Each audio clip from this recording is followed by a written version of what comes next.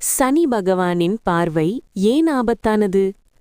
சனி பகவானுக்கு சனி ஒரு வரம், சாபம் இரண்டுமே இருந்தது.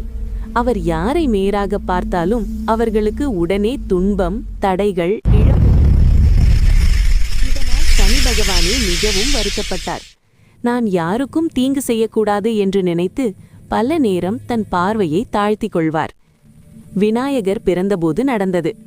விநாயகர் குழந்தையாக இருந்தபோது அனைத்து தேவர்களும் ஆசீர்வதிக்க வந்தார்கள்.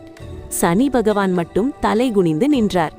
பார்வதி தேவி கேட்டார், எல்லோரும் என் குழந்தையை பார்க்கிறார்கள், நீ மட்டும் ஏன் பார்க்கவில்லை? சனி சொன்னார், அம்மா, என் பார்வை விழுந்தால் குழந்தைக்கு ஆபத்து வரும்.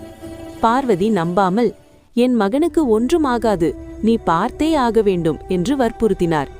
சனி பகவான் சிறிது நேரம் பார்த்தவுடனே விநாயகரின் தலை துண்டிக்கப்பட்டது. பின்னர்